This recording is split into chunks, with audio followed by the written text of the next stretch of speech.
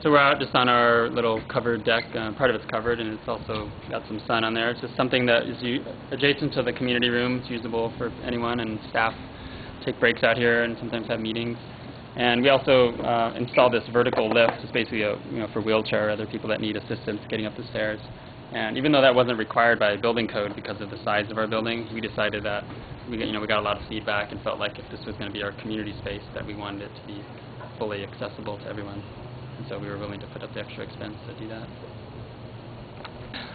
So we're talking about some closing comments. So how long have you been involved with the People's Co-op? Me? You personally, yeah. 10 years. 10 years. Yeah. So what made you feel that you wanted to get more involved in this co-op? 10 years ago, you just showed up and... Pretty much. I'd moved to town and you moved to town volunteered here for a little while and then got a job. And you got a job here at the co-op? What was your job? At that time, it was mostly doing produce, kind of stocking and ordering and stuff. A little bit of... at that time, our sales were like, I think, a quarter of what they were now, so it was a lot more of everybody kind of doing whatever, like 2 people working only at the same time and kind of covering everything. So, yeah, it just kind of seemed like there was this expansion idea out there.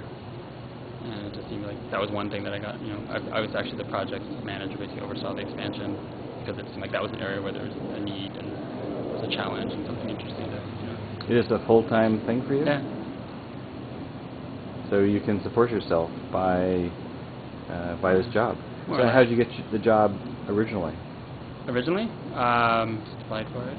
You just showed up and thought this was a well, they were applying. I guess they were applying. It was just like a temporary sub position, and mostly doing produce and some cashiering and stuff. And got that, and then they needed someone permanently. So are you on the board? No, we have a board that's mostly it's non-staff people. It's like elected from the membership members. The board is comprised of members. So is there a store manager here? We actually have a collective structure, so there's not a hierarchy where there's there's actually a general manager. We have departments and managers and buyers and coordinators of particular areas and some team structures and stuff. But so there's not one person when somebody comes in and says, "You need to talk to the general manager." It kind of just depends what their issue is, or if it's like an immediate issue, whoever's kind of running the floor that day kind of take over that issue. So it's a little bit more equal. Is it equal? I mean, is it a good system? I mean, I think it's working well. I mean, we can justify it by just our financial, looking at our numbers. And I think we've run the store really well over particularly the last several years.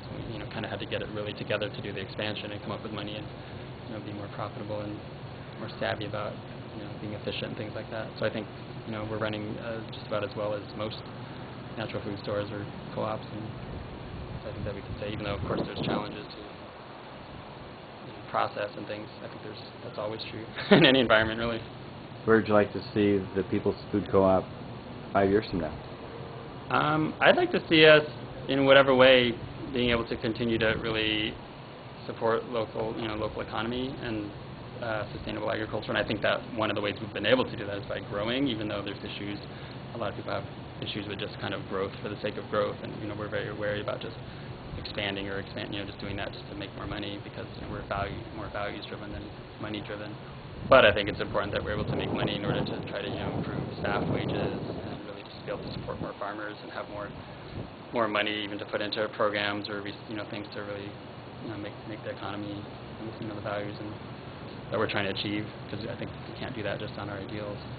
So whether or not it means, the possibility right now of looking into, expanding again or opening a second store or just expanding services or, whatever the different ways are, I think that we're, starting to look at that and realize that we have to be thinking 5 years ahead now, not waiting 5 years to decide what we're going to do. Change doesn't happen overnight. And there's plenty of other natural food stores in town that are trying to do what we're doing. Thank you very much. Yeah, thanks a lot. Appreciate the time.